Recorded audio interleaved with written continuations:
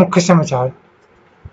महाचक्रवाती तूफान अम्फन पश्चिम बंगाल और उड़ीसा के में तबाही मचाने के बाद कमजोर होकर गहरे दबाव के क्षेत्र में बदल गया है। राष्ट्रीय आपदा मोचन बल के दलों ने राहत और बचाव कार्य शुरू किया। बल के महानिदेशक एसएन प्रधान ने कहा, उड़ीसा में प्रभावित इलाकों में अगले 24 से 48 घंटे में स्थिति सामान्य होने की उम्मीद। पश्चिम बंगाल सरकार ने तूफान के बाद पुनर्निर्माण कार्य के लिए 1000 करोड़ रुपए का कोष बनाया। प्रधानमंत्री नरेंद्र मोदी ने प्रभावित राज्यों को हर संभव मदद का आश्वासन दिया। कहा, पूरा देश उनके साथ है।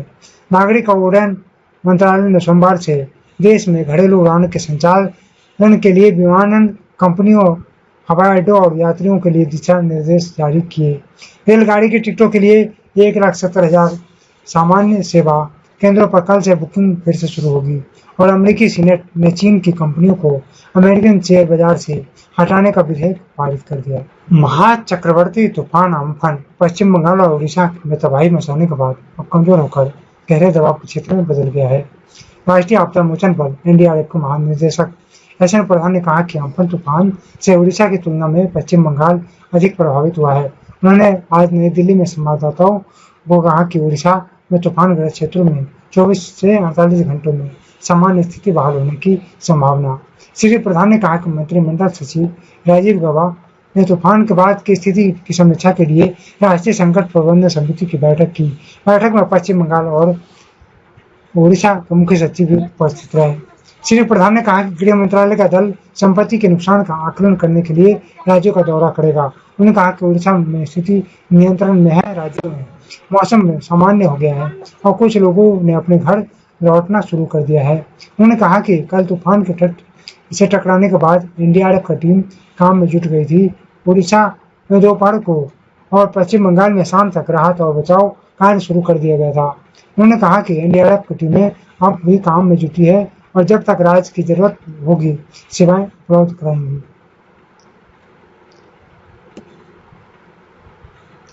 एसएन प्रधान ने कहा कि एनडीआरएफ के दलों ने सड़कों से मलबा हटाने के साथ साथ जल्द से जल्द सामान्य स्थिति बहाल करने के लिए रातभर काम किया। उन्होंने कहा कि पश्चिम बंगाल में लगभग 5 लाख लोगों को सुरक्षित निकाला गया, जिन्हें शिविरों में रहने को कहा गया।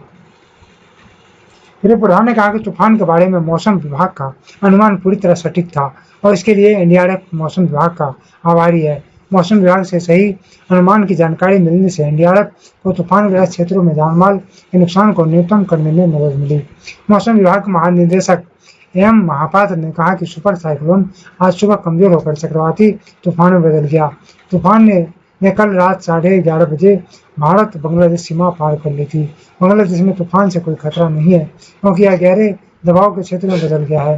श्री महापात्र ने कहा कि बांग्लादेश और मेघालय में अगले 3 घंटे तक 50 से 60 किलोमीटर प्रति घंटा की रफ्तार से हवा चलने की संभावना है। मेघालय में भी अम्फन चक्रवात के कारण कई इलाकों के नदी नालों में उम्फन, जलभराव तथा भारी बारिश का असर देखने को मिला। पूर्वी खासी पहाड़ी जिलों में के सभी क्षेत्रों सहित पड़ोसी जिलों में भारी बारिश हुआ। पोलो के आसपास के क्षेत्रों में जलभराव और बाढ़ जैसी हालत बनी हुई है। प्रधानमंत्री नरेंद्र मोदी ने कहा कि अम्फन चक्रवात से पीड़ितों की सहायता से में कोई कसर नहीं रखी जाएगी। उन्होंने कहा कि राष्ट्रीय आपदा मोचन बल की टीमें चक्रवात के प्रभावित इलाकों में काम कर रही है और शीर्ष अधिकारी परिस्थिति पर नजर रखते हुए पश्चिम बंगाल सरकार के साथ मिलकर काम कर रहे हैं। प्रधानमंत्री ने कहा कि चक्रवात से हुई तबाही के दृश्य से स्पष्ट है कि यह समय चुनौती भरा है और पूरा देश इस घड़ी में पश्चिम बंगाल के उड़ीसा की जनता के साथ है। उन्होंने कहा कि सामान्य स्थिति बहाल करने के लिए प्रयास जारी है। गृह मंत्री अमित शाह ने कहा कि सरकार चक्रवात पर संबंधित अधिकारी से संपर्क में है। श्री शाह ने उड़ीसा के मुख्यमंत्री नवीन पटनायक और पश्चिम बंगाल के मुख्यमंत्री ममता बनर्जी से फोन पर बात कर स्थिति की जानकारी ली है और केंद्र से हर संभव सहायता का आश्वासन दिया है। मार्क्सवादी कम्युनिस्ट पार्टी के वरिष्ठ ब्यूरो ने केंद्र सरकार से चक्रवात अम्फन को राष्ट्रीय आपदा घोषित करने की मांग की है। पार्टी के अनुसार यह संभव इस समय दोनों राज्यों के लोगों को तुरंत सहायता पहुंचाने और वहां के लोगों के साथ एकजुटता प्रदर्शित करने का है। उड़ीसा के मुख्यमंत्री ने चक्रवात से प्रभावित जिलों का सर्वेक्षण किया। हमारे संवाददाता ने बताया कि अगले 24 घंटे में बिजली की आपूर्ति सामान्य कर दी जाएगी। पश्चिम बंगाल ने राज्य में अम्फन तूफान के बाद पुनर्निर्माण कार्य के लिए 1000 करोड़ रुपए का कोष गठित किया है। आज कोलकाता में मुख्यमंत्री ममता बनर्जी ने बताया कि तूफान से जुड़ी घटनाओं में अब तक 72 लोगों की मृत्यु हुई है। इससे पहले सुश्री बनर्जी ने वहां तूफान से होने वाले नुकसान का आकलन करने के लिए एक उच्च स्तरीय बैठक की अध्यक्षता की।